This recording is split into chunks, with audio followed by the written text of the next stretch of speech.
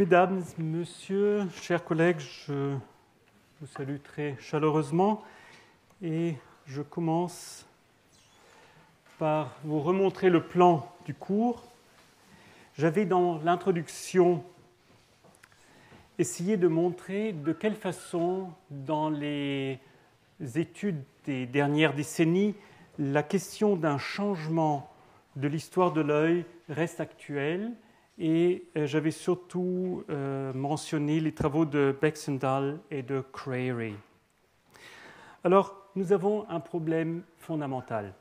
Si la perception a subi des changements au cours de l'histoire, sommes-nous en mesure de voir les œuvres du passé de façon appropriée, c'est-à-dire d'une façon du moins proche à celle de l'artiste et de ses contemporains? C'est là que j'en arrive à ma première thèse, ou à la première partie de mon cours et donc à ma thèse fondamentale, qu'il y a bien eu au cours des siècles des modifications dans la perception de l'œuvre, mais que ces modifications ont souvent le caractère d'un déplacement d'accent et non pas d'un changement fondamental au point où nous ne serions plus du tout en mesure de voir l'œuvre d'une façon appropriée, c'est-à-dire d'une façon semblable à celle dont elle a été vue par ses contemporains. J'avais donné un exemple en partant des statues de Michel-Ange que j'ai étudiées lors de ma thèse, et c'était l'exemple du non-fini. J'avais montré que le non-fini, effectivement, est un phénomène qui est souligné surtout depuis le XIXe siècle, qui semble, depuis le XIXe siècle, un des aspects les plus positifs dans l'œuvre sculptée de Michel-Ange, que ce n'est évidemment pas le cas à l'époque de Michel-Ange même, que les contemporains de Michel-Ange ont trouvé dommage, qu'il n'ait pas eu le temps, qu'il n'ait pas eu l'occasion de finir cette statue, mais que pourtant la façon de voir le non-fini, par exemple en y soulignant la force expressive de ces statues avec du marbre non travaillé autour ou peu travaillé autour, est une façon de voir qui se trouve dans les vies de Vasari, donc qui est une façon de voir qui a quelque chose de contemporain aussi. J'en viens avec cela à mon deuxième exemple pour la question de déplacement d'accent, et c'est l'émergence de la composition. Je renoue là avec des recherches sur l'histoire du concept de la composition picturale que j'avais présenté lors d'un séminaire au Collège de France en 2004. Vous voyez un choix de peinture de la Vierge de Raphaël, peinte entre 1505 et 1510 environ. Vous voyez que le nombre de personnages, la position des figures change de façon sensible d'une peinture à l'autre, qu'à chaque fois pourtant Raphaël semble suivre le même principe de composition. On l'a appelé un principe de triangle ou bien de pyramide selon que vous considériez simplement le plan du tableau ou que vous essayiez de voir la troisième dimension dans l'espace, ce qui est peut-être particulièrement visible dans la Sainte Famille Canigiani de la Pinothèque de Munich. Ce sont 4 exemples parmi au moins une, probablement plusieurs douzaines que l'on trouve dans l'œuvre de Raphaël. Alors, on doit se demander, est-ce un hasard? Et on pourrait le croire, vu qu'il n'y a aucun dessin préparatoire, aucune trace sous-jacente des tableaux qui ne montre des lignes de construction triangulaires ou encore pyramidales. Et même, je vais plus loin, dans la totalité des écrits sur l'art du temps de Raphaël, c'est-à-dire du XVIe siècle, le concept de la composition n'existe absolument pas. L'idée d'une composition picturale accordée à des formes géométriques ne devient courante qu'au cours du XVIIIe siècle. Alors, comment prouver que quelque chose n'existe pas? C'est beaucoup plus facile de prouver que quelque chose existe, il suffit d'en montrer un exemple, que de montrer que quelque chose n'existe pas. Alors, j'ai fait d'une part une recherche avec tous les concepts, tous les mots qui pourraient être intéressants, et j'ai vu qu'ils n'existent pas. Mais la deuxième preuve qui me semble encore plus intéressante est qu'il y a un seul exemple d'une personne qui parle du fait qu'on doit faire des figures pyramidales et serpentines, c'est exactement le mot qu'il choisir, faire des figures pyramidales et serpentines. Et cet auteur est Lomazzo. Lomazzo qui, dans son traité de peinture de 1584, parle justement du fait de faire des figures pyramidales et serpentines. Alors ce qui est intéressant, c'est que lorsque, dans la suite, au cours du XVIIe siècle, on parlera de figures pyramidales et serpentines, ce sera toujours en faisant une citation de Lomazzo. Et c'est ça qui, à mon avis, est la preuve la plus forte pour montrer que ce genre de description géométrique de la composition d'un tableau, ou même chez Lomazzo, il ne s'agit absolument pas du tableau, mais simplement des figures, ce genre de description de la composition géométrique des tableaux n'est pas courante. Si on le lit chez Lomazzo, on se souvient toujours que ça reste une citation de Lomazzo et on ne l'abstrait pas de ce texte même. Alors la même question se pose évidemment aussi pour les tombeaux de Médicis. Est-ce un hasard que Michel-Ange ait composé ces figures de façon triangulaire, donc le duc Julien au milieu, la nuit et le jour qui forment à leurs trois un triangle assez évident.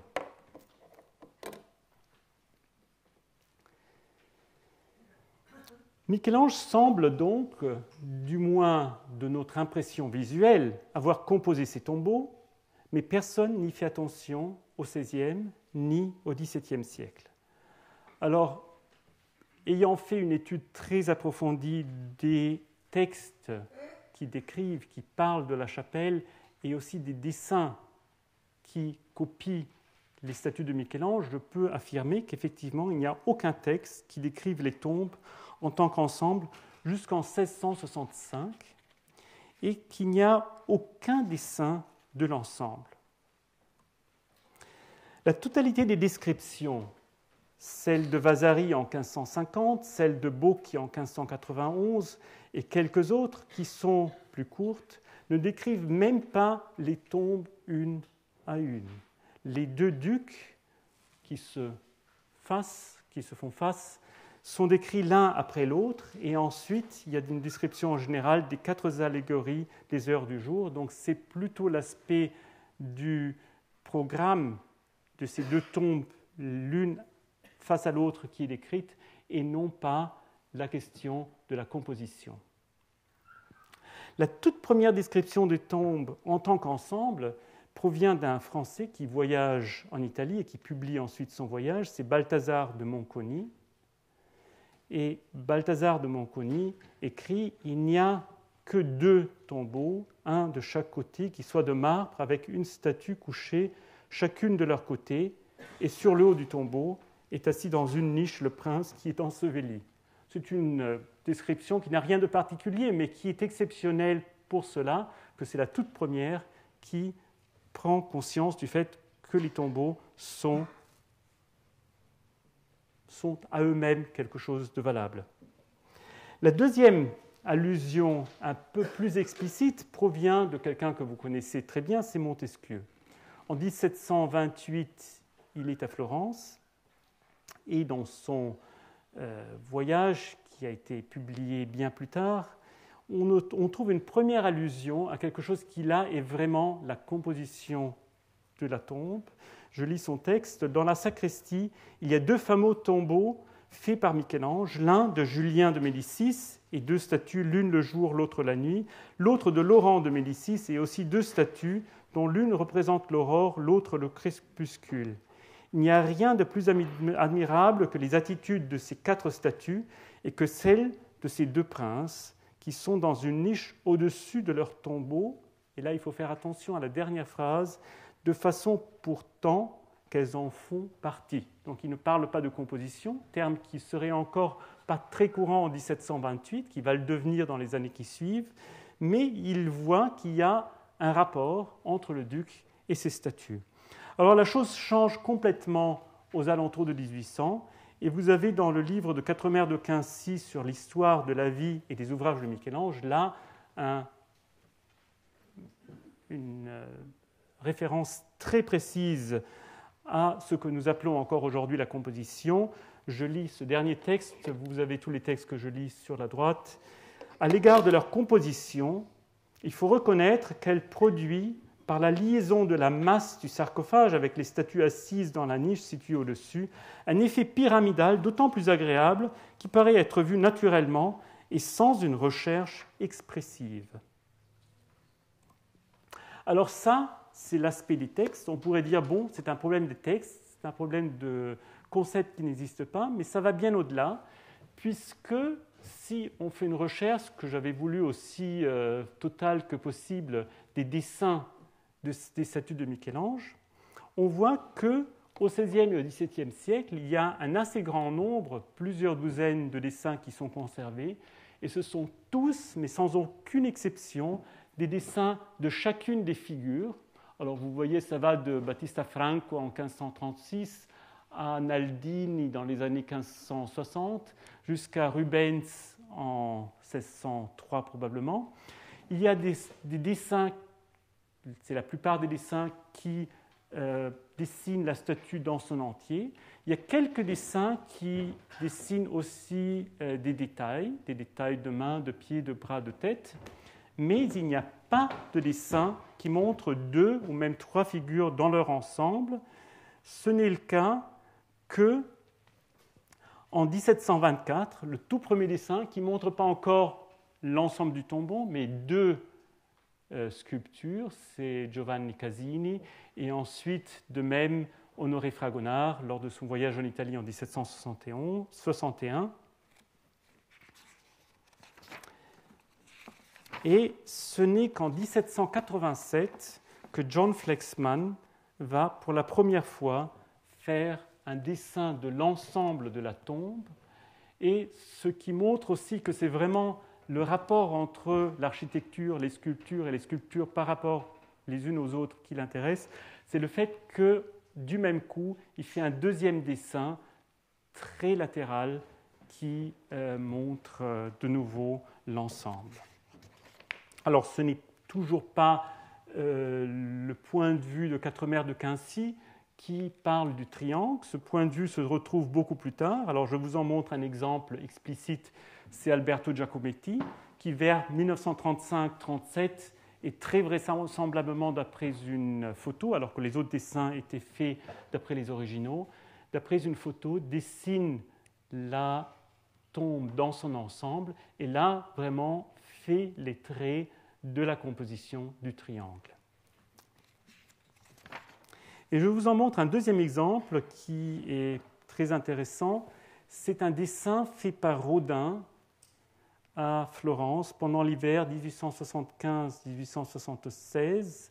On ne sait pas exactement les dates parce qu'on n'a pas pour l'instant reconstruit son voyage de façon précise. On n'a pas de source pour cela.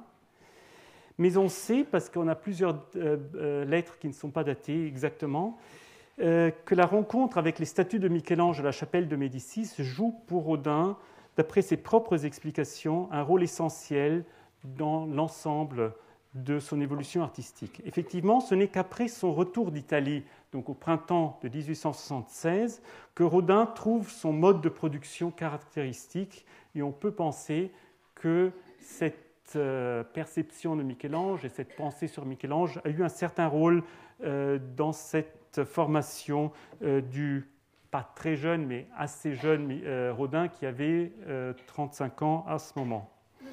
Ce n'est pas ce qu'on aurait pu penser peut-être au début sur le non fini que se concentre Rodin. Rodin que nous connaissons évidemment comme quelqu'un qui aime faire des choses que l'on aurait pu définir en tant que non fini. Ce n'est pas ça qui l'intéresse tellement, ça aurait été même presque banal en 1875. J'avais mentionné le texte de Jean Rousseau de 1869, qui déjà en 1869, dans la Gazette des Beaux-Arts, dit que le non fini est un acquis généralement reconnu comme acquis essentiel de Michel-Ange. Et le dessin de Carpeaux de 1862, qui fait ressortir ces points de vue expressifs du marbre non travaillé. Ce qui intéresse Rodin, c'est surtout la composition de Michel-Ange. Alors, on le voit dans ce très petit dessin, tenez compte des mesures, il ne fait que 13 cm de haut.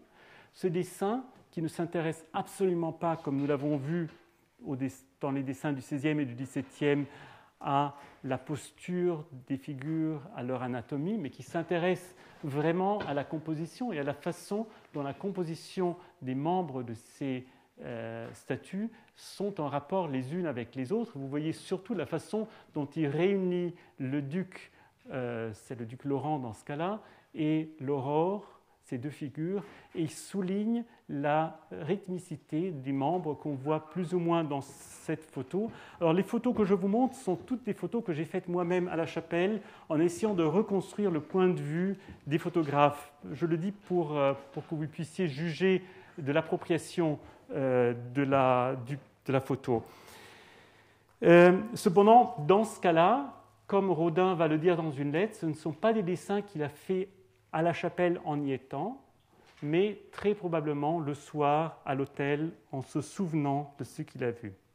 Il écrit en effet « Tout ce que j'ai vu de photographies, de plâtre, ne donne aucune idée de la sacristie de Saint-Laurent. Il faut voir ces tombeaux de profil, de trois quarts. J'ai passé 5 jours à Florence, ce n'est qu'aujourd'hui que j'ai vu la sacristie. Eh bien, pendant 5 jours, j'étais froid.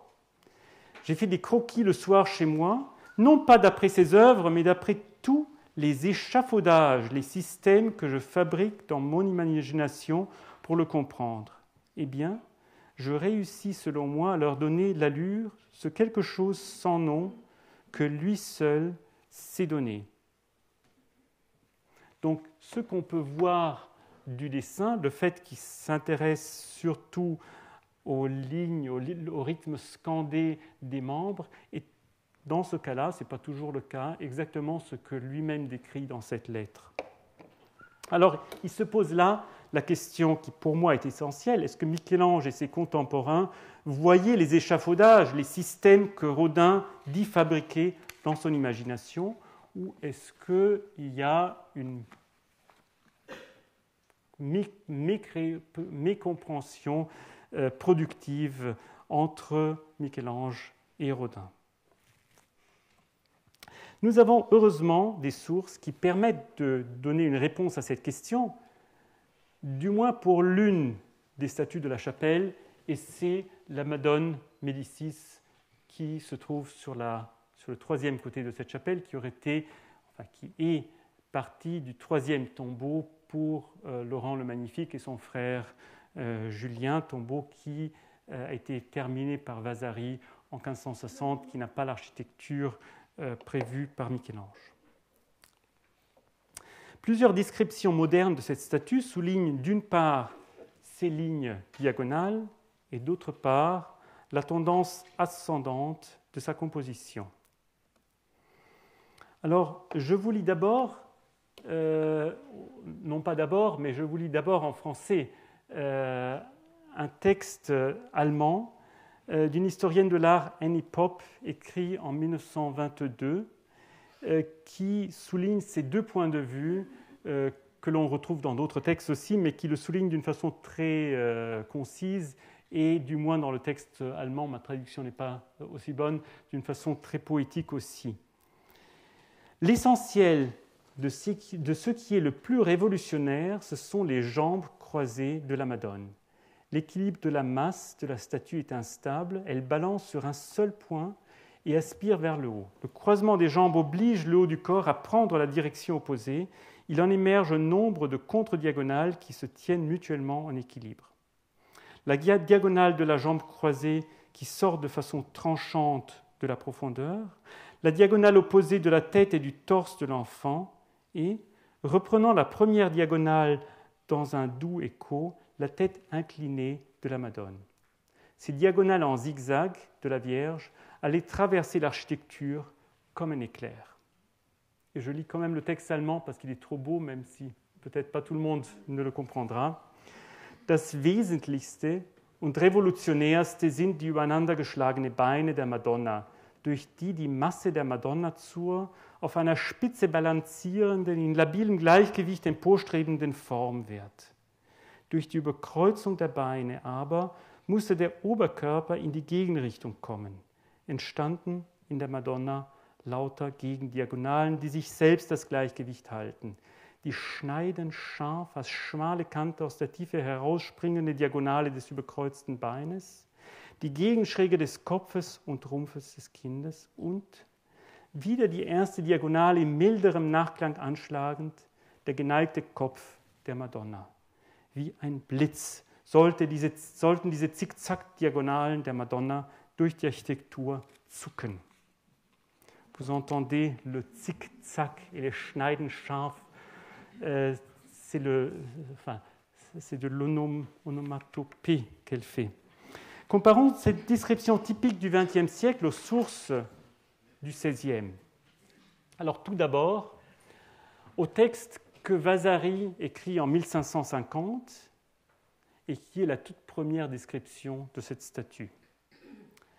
L'une est la Mère de Dieu qui, en position assise, met la jambe droite sur la gauche, de sorte que le genou est posé sur le genou. Et l'enfant, assis à califourchon sur la jambe surélevée, se tord avec une attitude merveilleuse vers la mère pour demander du lait. Elle le tient avec une main, pendant qu'elle s'appuie avec l'autre et se penche pour lui en donner. Il faut lire cette description dans l'horizon du XVIe siècle, où un texte comme celui de Pope n'existe évidemment pas du tout. C'est à l'intérieur de la vie de Michel-Ange, à l'intérieur des vies de Vasari dans l'ensemble, et même à l'intérieur des textes que nous avons du XVIe siècle, une description exceptionnellement détaillée. Il y a très peu d'autres descriptions aussi détaillées d'une seule figure chez Vasari et dans l'ensemble du XVIe siècle. Et il y a une chose qui est très spécifique dans ce texte, et c'est son ordre. Vasari commence sa description par les jambes, ce qui, à vrai dire, est un sacrilège.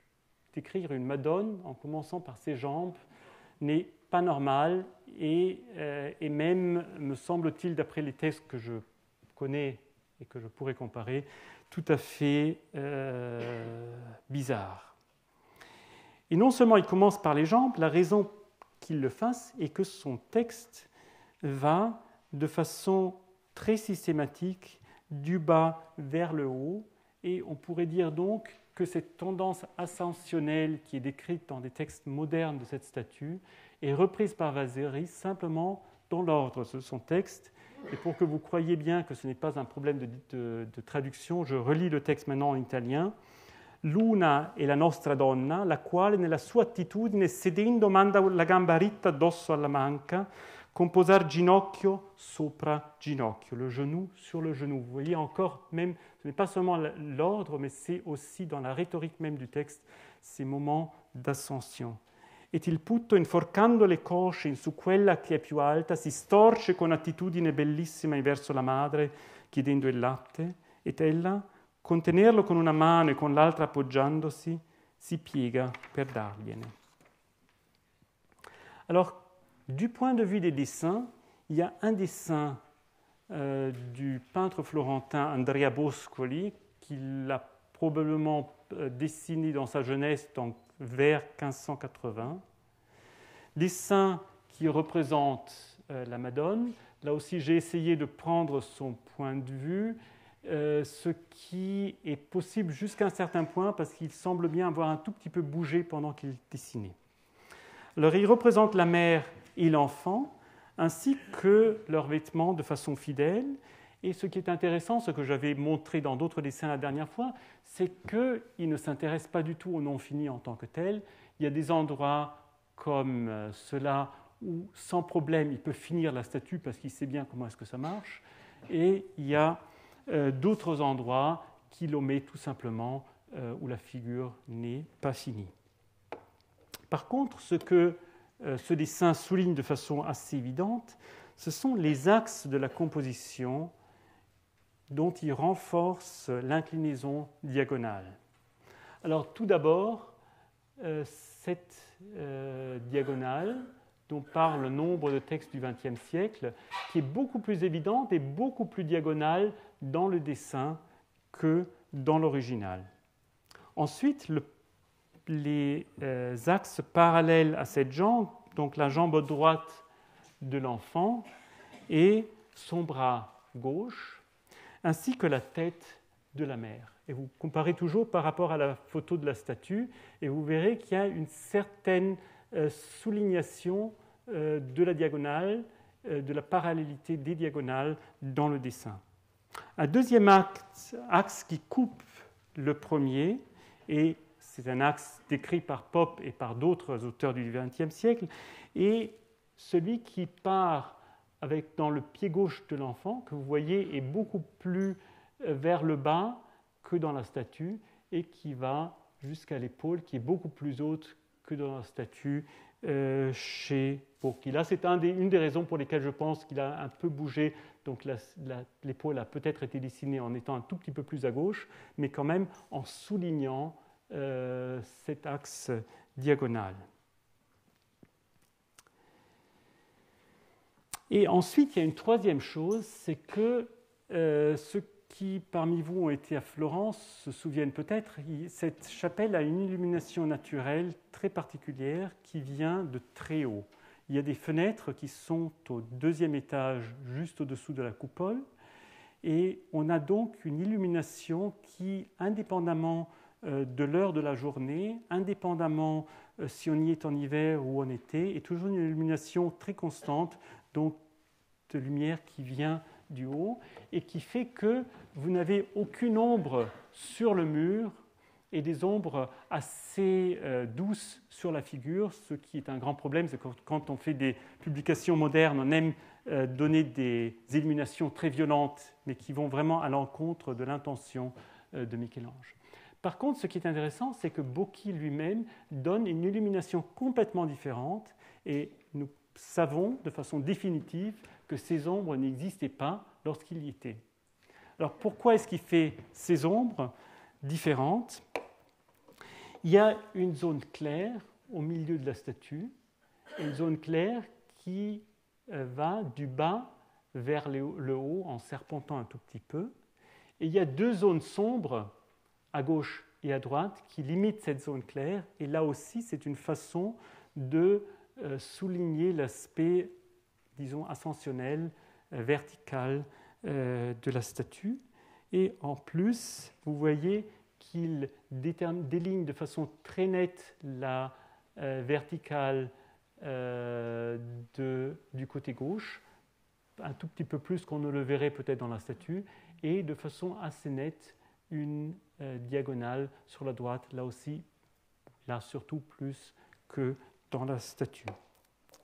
J'en viens donc à ma conclusion. Raphaël et Michel-Ange semblent bien faire des compositions sans en être conscients. C'est un peu comme M. Scapin, chez Molière, qui dit de la prose sans le savoir. Leurs contemporains ont perçu leur composition, bien qu'ils n'avaient pas de vocabulaire pour en parler.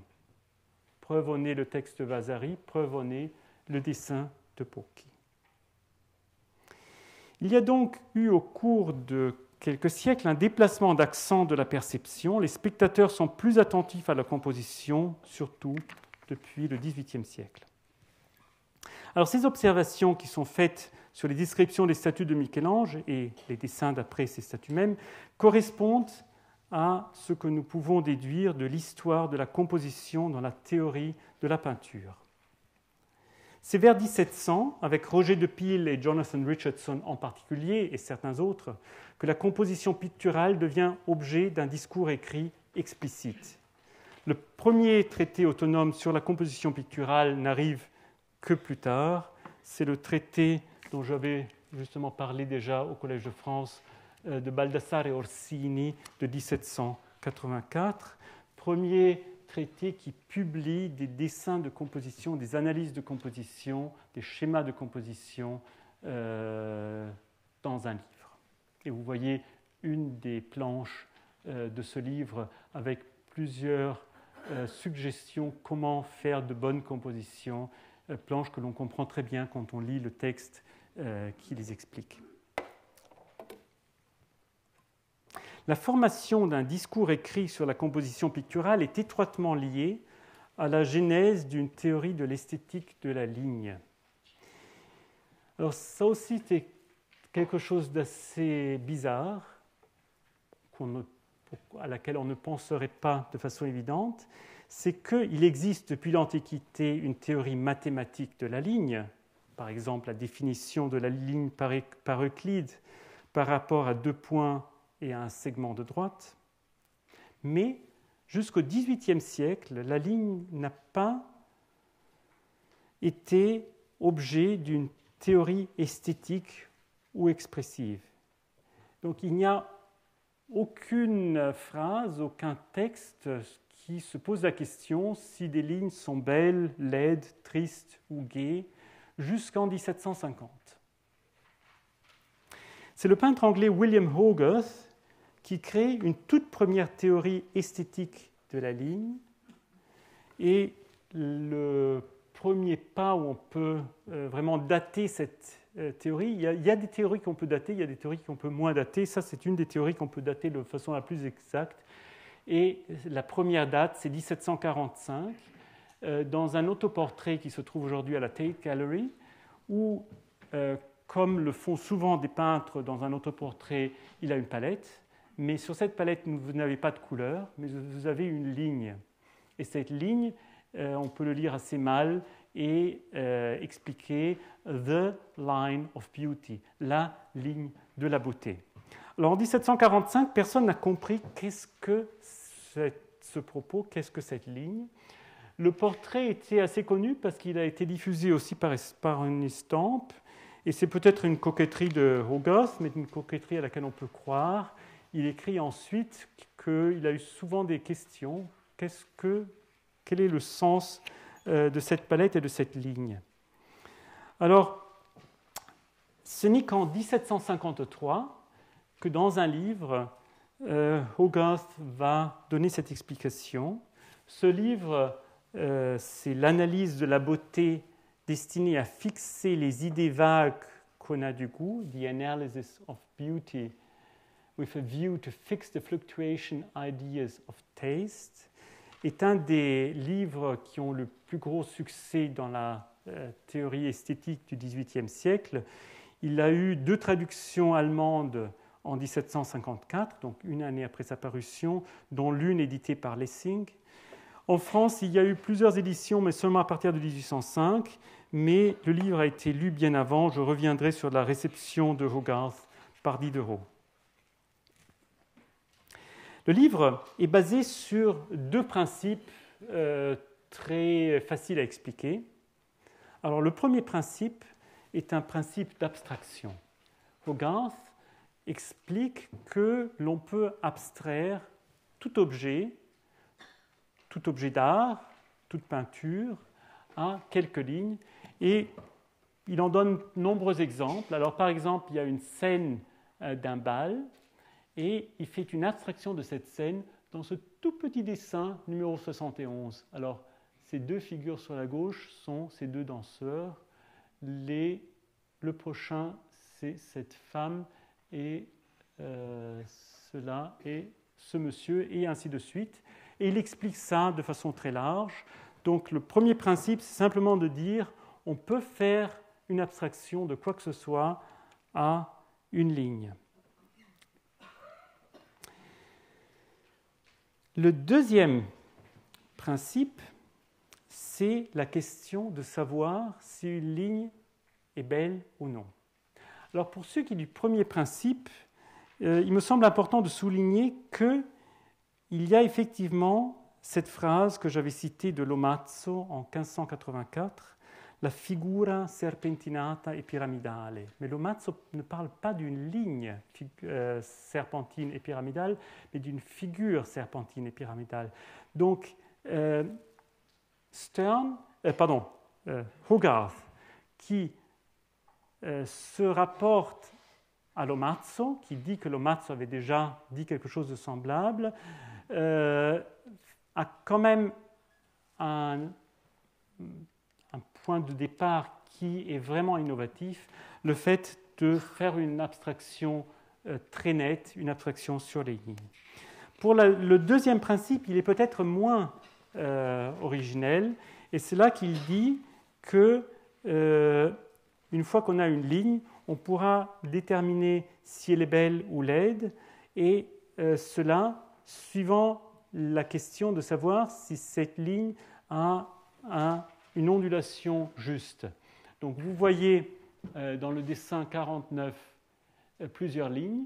Celle du milieu, la ligne 4, est la line of beauty, c'est la ligne de beauté qui est ondulée de façon parfaite. Le numéro 1 est trop raide et le numéro 7 est trop ondulé, donc les deux sont moches. Et cela peut s'appliquer de façon très facile, par exemple pour les menuisiers. Alors des pieds de chaise, le bon pied est le 4, le 1 est trop raide, le 7 est trop courbe. Ou encore des corsets de femmes. Le 4 a la bonne forme, le 1 est trop raide, le 7 est trop courbe. Alors c'est une esthétique abstraite d'une part, c'est une esthétique très normative de l'autre. Il y a une norme très précise, c'est-à-dire celle de la ligne justement ondulée. Ce livre a eu donc une diffusion très rapide et a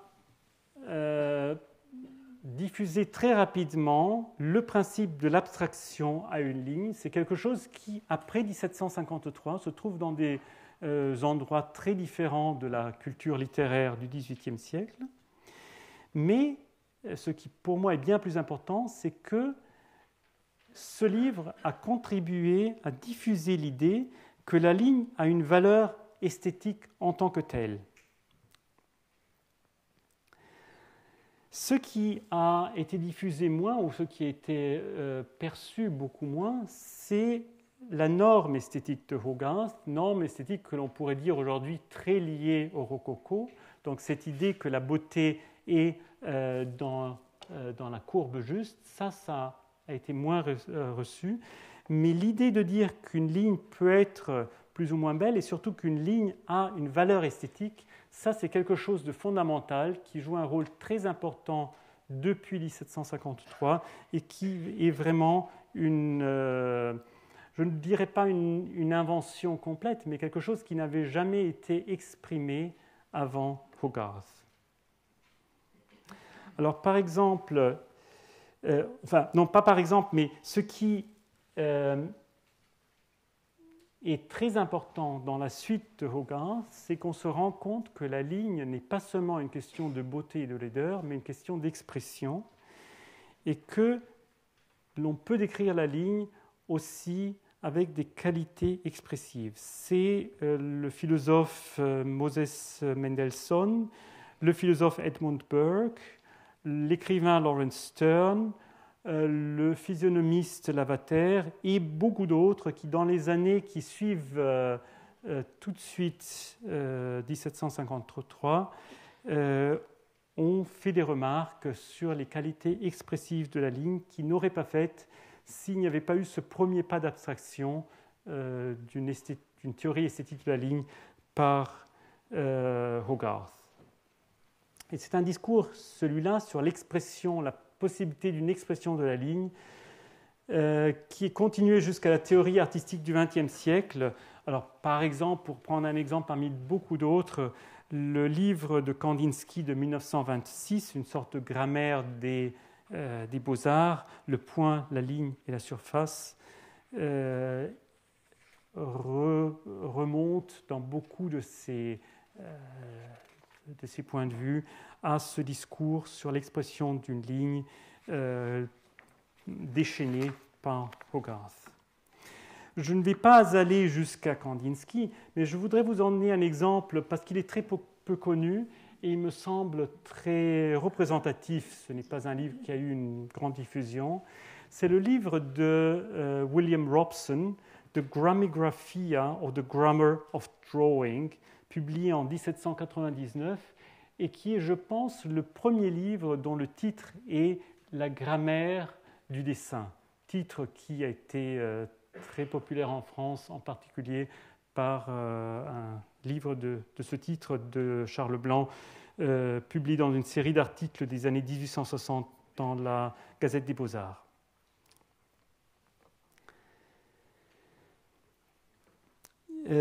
Robson décrit de façon très pertinente la qualité expressive des différentes lignes après les avoir distinguées. Donc, il distingue, vous voyez là, la page 122, quatre sortes de lignes différentes, la perpendiculaire, l'horizontale, l'oblique et la courbe.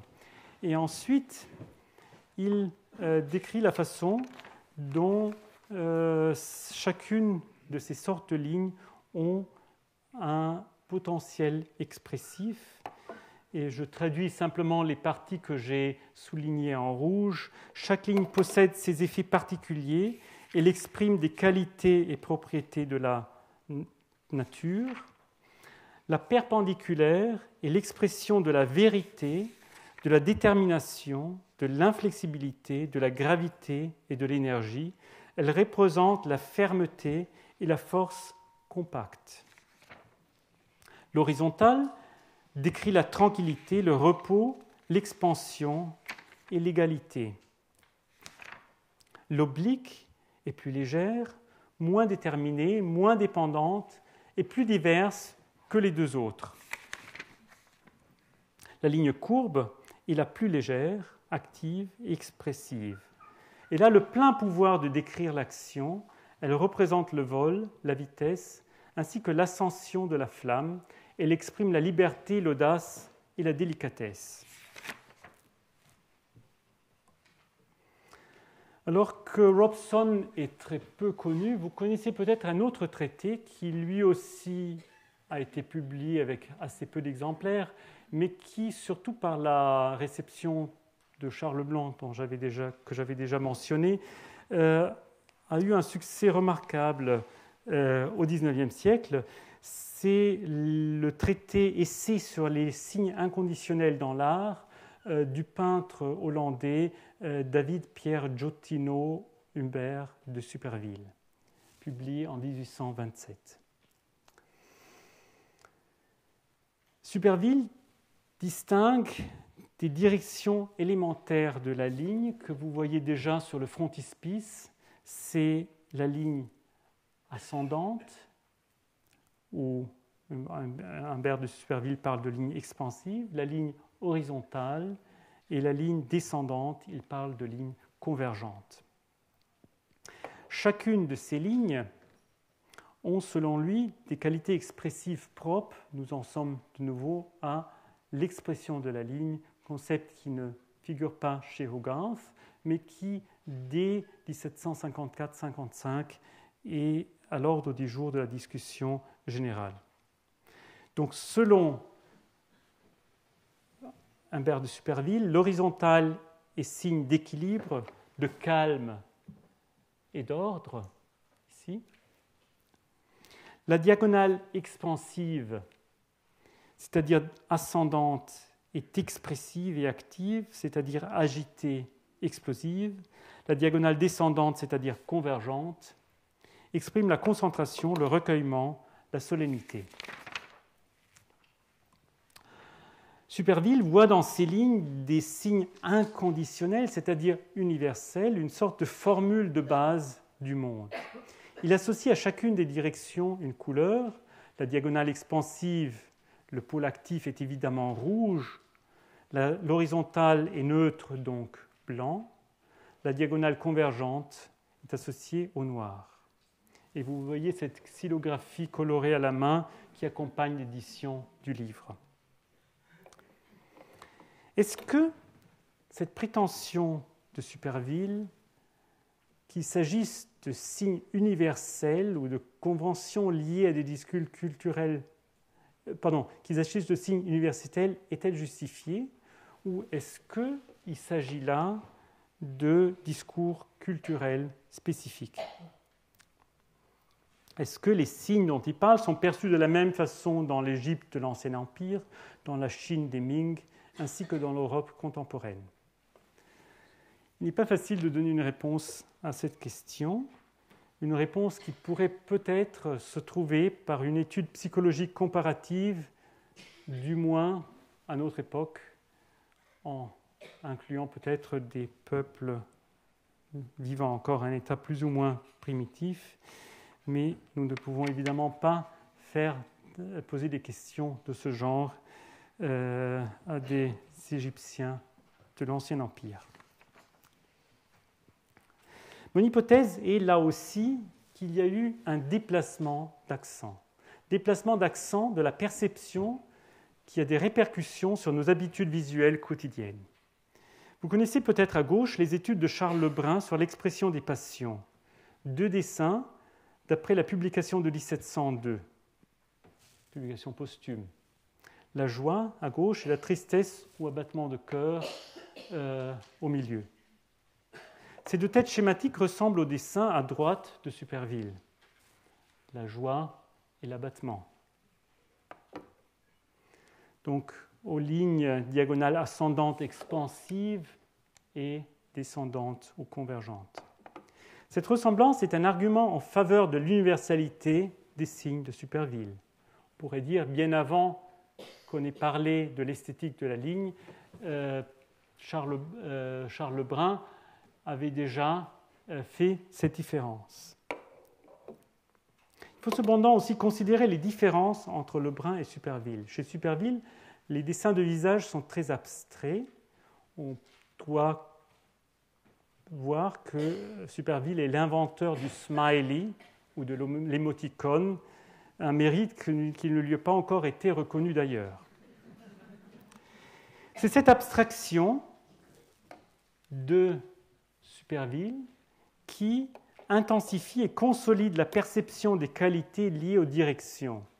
D'une part, les qualités expressives des directions pourraient être universelles. Ont-elles des origines dans l'évolution de notre espèce? C'est une question à laquelle je ne saurais pas donner de réponse. Mais vous vous souvenez peut-être de la comparaison des 2 vierges de Feitstoß que j'avais faite dans le cours précédent, qui pourrait être vraiment quelque chose qui a été perçu à l'époque, mais qui n'est pas facile à prouver. De l'autre, les signes de Superville sont beaucoup plus délibérés et perçus de façon beaucoup plus explicite dans la culture visuelle contemporaine que chez Charles Lebrun, où ces 2 têtes ne sont qu'une partie d'un grand nombre de têtes, et où, par exemple, dans l'abattement, la tristesse de cœur, les sourcils jouent, et même la direction des yeux, jouent un rôle qui va bien au-delà de ce qui est possible dans l'anatomie, mais dans la joie, nous n'avons pas un effet semblable. Alors, si je pense que nous voyons ce genre de qualité de façon beaucoup plus forte aujourd'hui qu'on ne le voyait à l'époque de Charles Lebrun, c'est évidemment quelque chose que je ne peux pas prouver, mais je voudrais en donner quelques exemples. Alors d'abord, la question, Churchill souriant avec le geste du V pour victory, victoire. Pourquoi est-ce que ce geste est si convaincant aujourd'hui? Pourquoi est-ce que tout le monde aujourd'hui le comprend, le connaît évidemment, mais le comprend aussi? Je pense qu'effectivement, le fait que ces 2 doigts vont vers le haut, vous pouvez faire comme ça, est quelque chose que nous comprenons beaucoup plus facilement parce que nous sommes plus accoutumés à la possibilité d'avoir une expression de la part de la ligne qui, dans ce cas-là, évidemment, correspond aux diagonales ascendantes expansives de Superville. Et mon deuxième exemple de preuve vient de la publicité de montres. 99,5% des montres dans la publicité sont photographiées à la même heure du matin, 10h10. Ce n'est pas moi qui l'ai constaté, c'est un collègue suisse, Christian Dölker, qui me l'a fait remarquer dans une conférence et qui proposait un franc suisse pour chaque exemple qu'on lui enverrait de publicité de montres où les montres auraient un horaire différent. Alors, évidemment, j'ai voulu gagner un peu de francs suisses et j'ai essayé de trouver des contre-exemples et j'admets de ne pas en avoir trouvé beaucoup. Alors, je vous montre un exemple. Le voilà. Donc ce n'est pas 10h10, mais c'est bien 13h25. Alors pourquoi est-ce que 13h25 ? Parce qu'évidemment, le photographe savait très bien que cette montre allait être reproduite en horizontale. Et donc vous avez de nouveau le même principe des verticales ascendantes de Superville.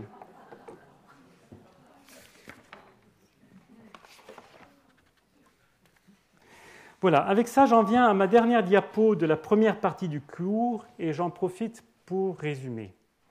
Ma thèse est qu'il y a bien eu des changements dans la perception des œuvres d'art, que ces changements ne sont pas de nature fondamentale, qu'on peut plutôt les qualifier de déplacements d'accent. Je n'ai donné deux exemples. D'une part, le gain d'importance du non fini, et d'autre part, l'intensification de la perception de la composition de l'œuvre, ainsi que de l'expression des lignes. Des changements qui concernent la perception esthétique, donc la perception d'œuvres d'art, y compris celle du passé, mais aussi la perception d'un magazine. Vous voyez des publicités de montres. Après tout, si vous vous intéressez pour une montre, c'est parce que vous la trouvez plus belle qu'une autre, et à ce moment-là, des critères de ce genre jouent un rôle. Mais, évidemment, s'il y a eu des changements dans la façon de percevoir esthétiquement les œuvres d'art et le monde qui nous entoure, il y a aussi eu des changements dans la création de tableaux et de sculptures. Et par exemple, je vous montre une comparaison assez normale et courante de deux célèbres tableaux qui sont d'une part très semblables. La toilette de Vénus de Velázquez et la grande odalisque d'Ingres. Deux femmes voluptueuses couchées sur un lit représentées de par leur dos.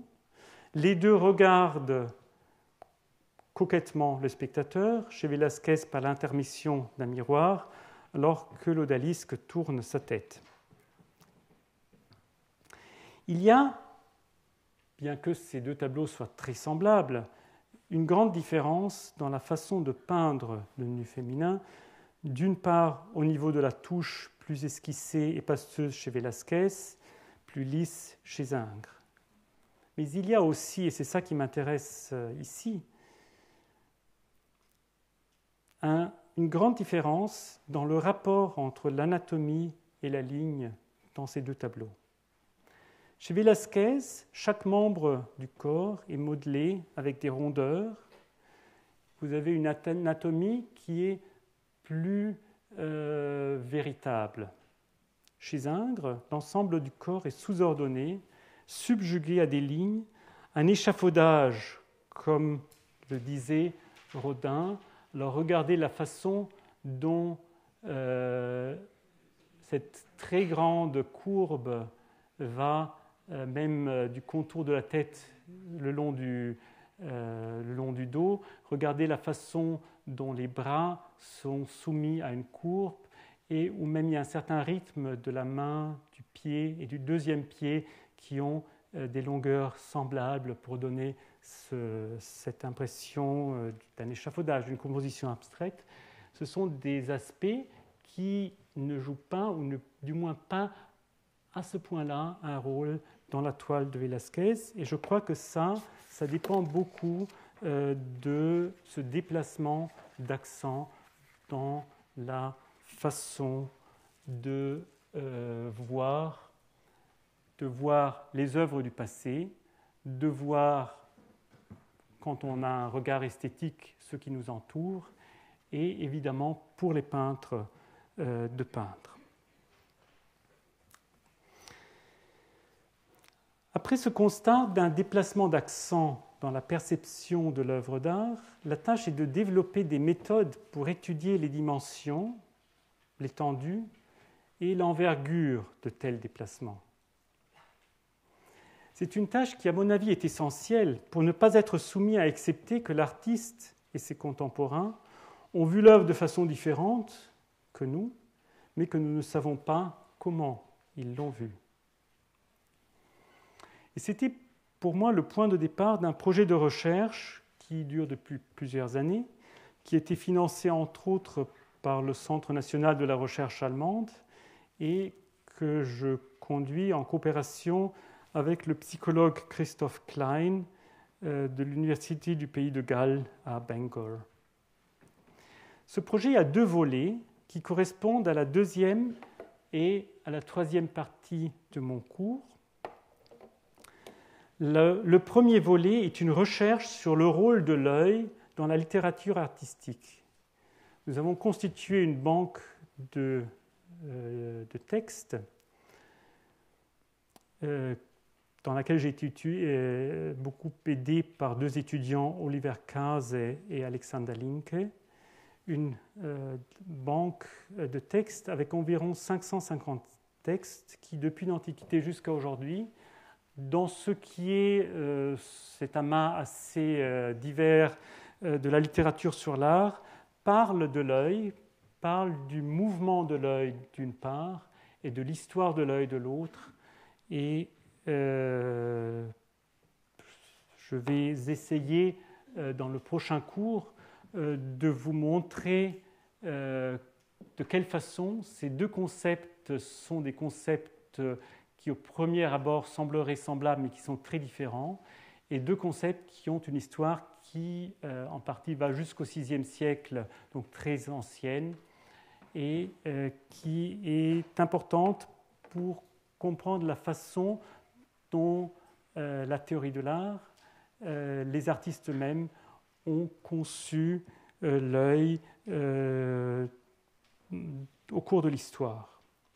Et le 2e volet de cette recherche est un volet empirique où effectivement nous avons essayé de comprendre ce que fait l'œil du spectateur quand il regarde un tableau et que nous enregistrons ses mouvements.